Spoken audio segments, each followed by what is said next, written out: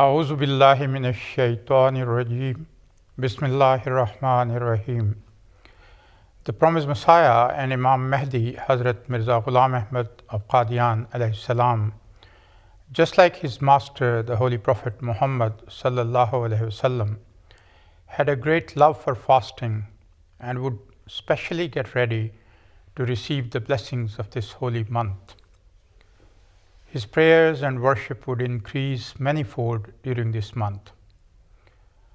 On the 10th of January 1900, it is recorded that while visiting Qadian, Sayyid Abdurrahman Madrasi asked permission to return to Madras for an important task about the urgency of which he had also received a telegram.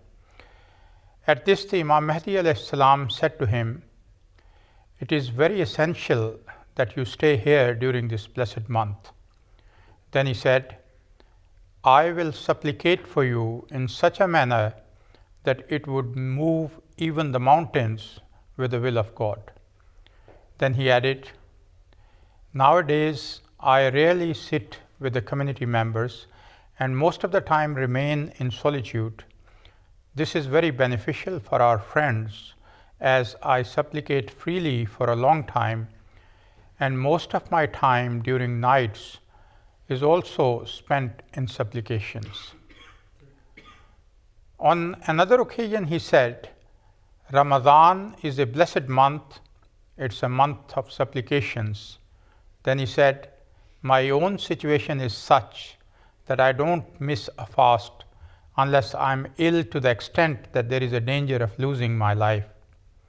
I don't feel like missing a fast. These are blessed days and the days of descent of grace and mercy of Allah the Exalted." It has also been recorded in Malfuzat that the Ramadan moon was sighted a few minutes before Maghrib prayers. Having said his Maghrib prayers, the Imam Mehdi alayhi salam went to the rooftop and came back to the mosque after himself seeing the moon. Then he sat down and said to the audience, "It seems as if the last Ramadan had finished only yesterday. Shahru Ramadan allazi unzila fihi al-Quran." He recited this portion of a verse of chapter Al-Baqarah.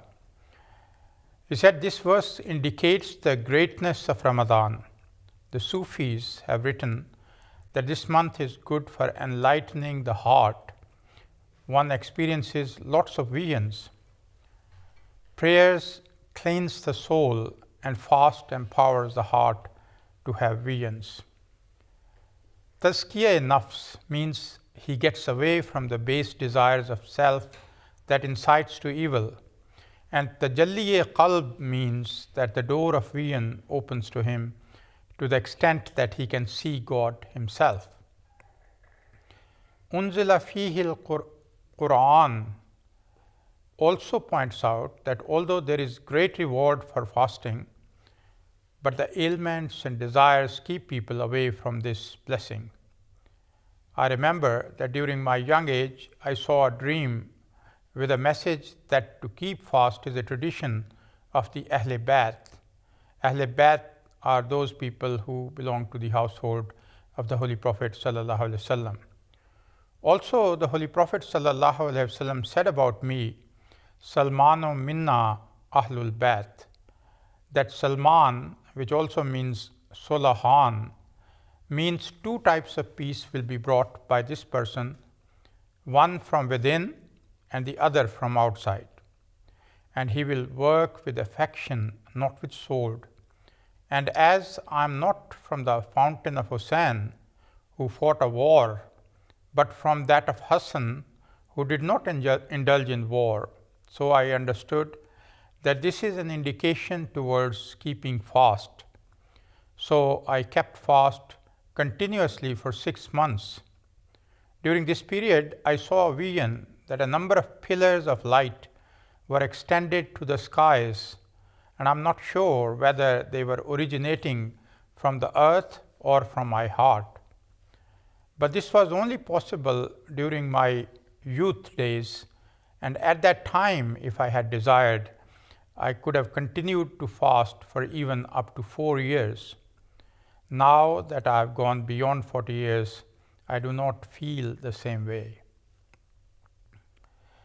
With respect to offering tahajjud and eating suhoor with the promised Messiah alayhi salam, Hazrat Mirza Bashir Ahmad Sahib, may Allah be pleased with him, narrates that Dr. Mir Muhammad Ismail Sahib, may Allah be pleased with him, said that in 1895 I spent the whole month of Ramadan in Qadian, and I offered all my Taraweeh and Tahajjud prayers with the promised Messiah alayhi salam.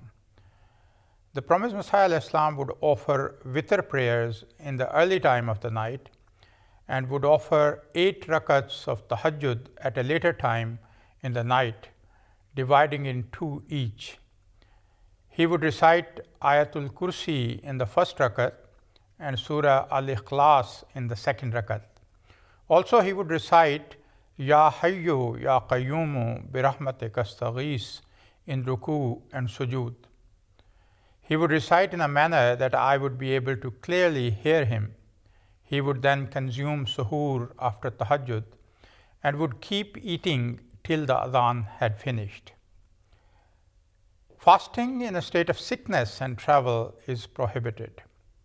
Mirza Yaqub Beg Sahib, who was one of the companions, came from a journey at Asr time, and the promised Messiah alayhi salam told him to break his fast even at that time. The Holy Quran says, "But whoso among you is sick or is on a journey shall fast the same number of other days." The Holy Quran doesn't specify which journey or which sickness. Also, one should adopt that path which leads to righteousness. The promised Messiah alayhi salam would tell individuals to open their fast even if they were traveling. When Allah has commanded not to fast whilst traveling, then one should not fast. If Allah wishes, He can grant a weakling the strength to fast. This is a blessed month and I feel deprived because I cannot fast. I don't know whether I would be capable to fast next year or not, whether I would be alive or not.